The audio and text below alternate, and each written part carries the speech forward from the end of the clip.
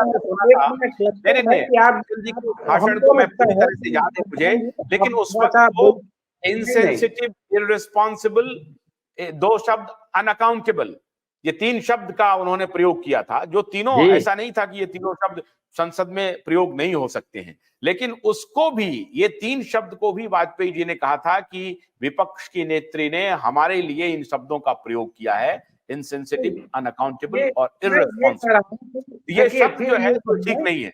तो उस वक्त देखिए डिबेट का स्तर कितना ऊंचा था।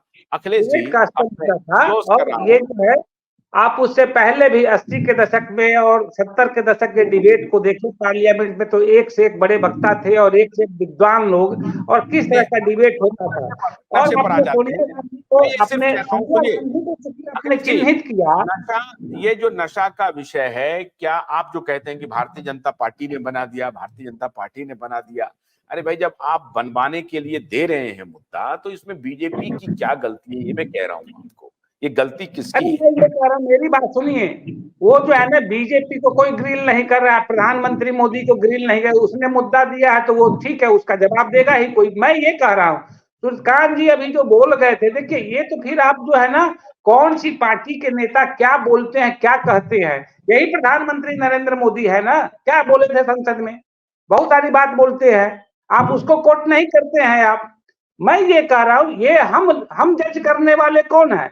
संसद के भीतर इसके लिए एक पूरी व्यवस्था बनी हुई है, क्या पार्लियामेंट्री शब्द है, क्या अनपार्लियामेंट्री शब्द है, और प्रधानमंत्री मोदी जो देश के प्रधानमंत्री हैं, अभी पद पर बैठे हुए हैं, उनकी कितनी भाषाएं निकली है, उसको भी आप कोट करिए। सोनिया गांधी देश की प्रधानमंत्री नहीं थी, एक सांसद के रूप में उसने अपनी बात रखी, और उस समय के नेता अटल जी थे, तो अटल जी ने उसका सम्मान करते हुए चलिए उसको ये भी किया कि चलिए कोई बात नहीं है।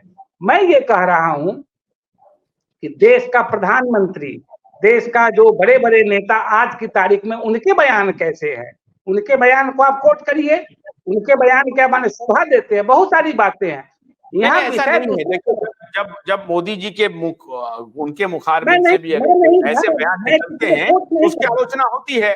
बंगाल में लास्ट चुनाव में जब उन्होंने ममता बनर्जी के ऊपर कुछ तंज कसा था, तो उसकी आलोचना हुई, ये तो मैं कह रहा हूँ आलोचना हुई, लेकिन मैं कह रहा हूँ कि मोदी इस मामले में फास्ट लर्नर हैं, उनको पता चल जाता है कि हमसे कहाँ मिस्टेक हो गया है और उसको वो करेक्ट कर लेते हैं। लेकिन राहुल गांधी बार बार गलती कर रहे हैं।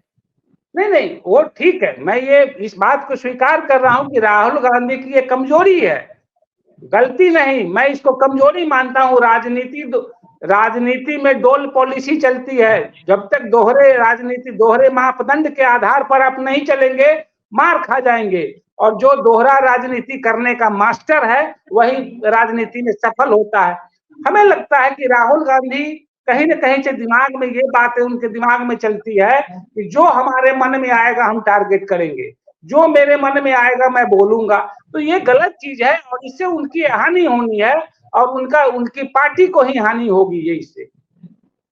ठीक है, बहुत बहुत शुक्रिया सूर्यकांत जी और अखिलेश जी, ये बात सही है, मैं भी आपकी इस बात से सहमत हूं कि राहुल गांधी इंटरनली ऑनेस्ट आदमी है, और उनको राजनीति के दांवपेच बहुत अभी तक समझ में नहीं आए। अच्छी बात है, उनका सोल इंटेक्ट है, मुकाबला उनको राजनीति के सिद्धहस्त खिलाड़ी से करनी है। मेरा जो सवाल है वो ये है, मैं जानता हूं कि राहुल जी नशे में नहीं हैं, राहुल जी सोलफुल व्यक्ति हैं, ईमानदार व्यक्ति हैं, लेकिन वो राजनीति के दांवपेच नहीं समझ पा रहे हैं, या जो उनके सलाहकार हैं उनको भी नहीं समझा पा रहे हैं। अगर राजनीति में राहुल गांधी को सरवाइव करना है, तो ये जो राजनीति के तिकड़म हैं ये सीखने पड़ेंगे, कहां कैसे क्या बोलना चाहिए ये सीखना पड़ेगा, और ये जो मैकियावेलियन लेविएथन थ्योरी को अडॉप्ट करना पड़ेगा। चाणक्य अभी काम नहीं आएगा, चाणक्य भी हालांकि इस तरह का रणनीति नहीं बनाते हैं, इसलिए सामने अगर नरेंद्र मोदी हो तो राहुल गांधी को सोच समझ करके काम करना पड़ेगा, नहीं तो जहां वो युवाओं की नशा उतारने की बात कह रहे थे, मोदी जी राहुल जी पर ही नशे में होने का आरोप बढ़ा देंगे और देश उन्हें स्वीकार भी कर लेगा। तो ये जरूरी है कि राहुल जी अपने नशे से बाहर आए और नशे पर अगर उन्होंने बात कोई छेड़ी है तो अब ये उनका स्किल होगा कि इस नशे को, इस विवाद को अपने फेवर में कैसे ले जाएं। अगर नहीं है तो करेक्ट करके, इमीडिएटली कोर्स करेक्शन करके अपोनेंट पर हमला करना शुरू करें। फिलहाल तो मोदी ने नशा उतार दिया है। आप दोनों का बहुत बहुत शुक्रिया। प्रहार में आज इतना ही। सोमवार को हमारी फिर आपसे मुलाकात होगी। आशुतोष करना दीजिए। नमस्कार।